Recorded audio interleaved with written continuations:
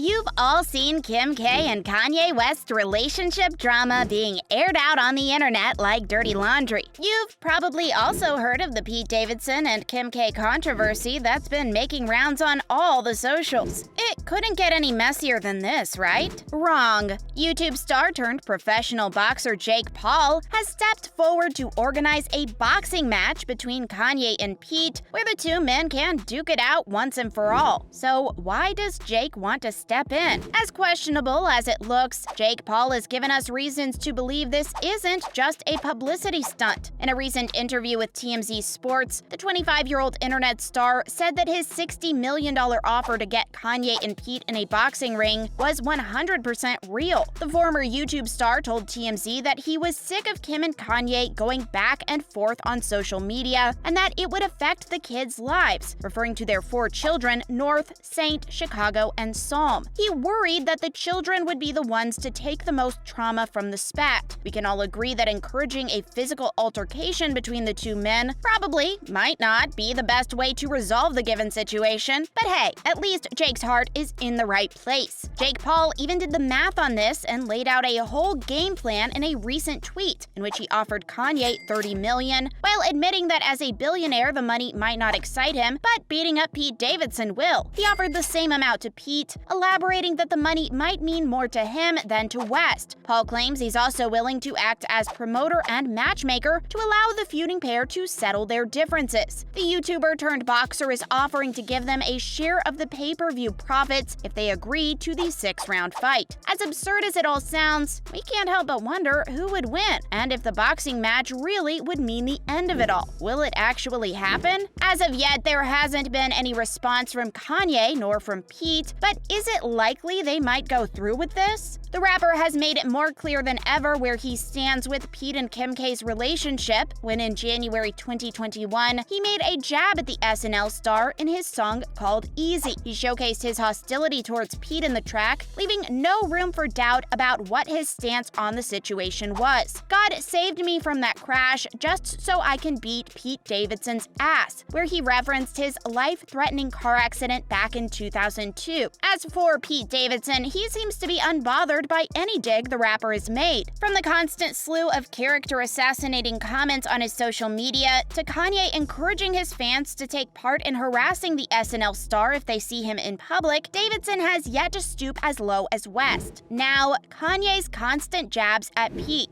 We thought it was fair game when Kanye was throwing shade at the comedian and calling him out in his music, but the rapper took the crazy a tad too far with his music video, which he dropped only hours after Kim Kardashian was declared legally single in court. The clay stop-motion video shows a cartoon replica of Kanye, who has since legally changed his name to Ye. The rapper is shown harming another clay figure eerily similar to that of Saturday Night Live's Pete Davidson, who, as we all know by now, is currently dating his ex-wife, Kim Kardashian. The disturbing video shows Ye throwing a bag over the head of who appears to be Pete before transporting a tied-up body in a horrific kidnapping. Ye's replica goes on to drag the body across the dunes and bury it from the neck down, leaving just the bag-covered head in view above the ground. The captive's face is then unveiled, revealing who appears to be Pete Davidson, with his body trapped underground. The animated Ye then proceeds to decapitate the other figure and then toss a bunch of rose seeds over him, which later leads to roses sprouting from his head. Ye makes the cartoon even more graphic by holding the cartoon's severed head in one hand at one point in the video. He continues to rap about beating Pete Davidson's ass, all while cradling and stroking his disembodied head. At the end of the clip, the rapper makes a pointed reference to Pete with an unnerving message: "Everyone lived happily ever after except Skeet," reads the short passage of text referring to Davidson, Skeet being a nickname the rapper uses for him. Next, Pete Davidson's response to Kanye.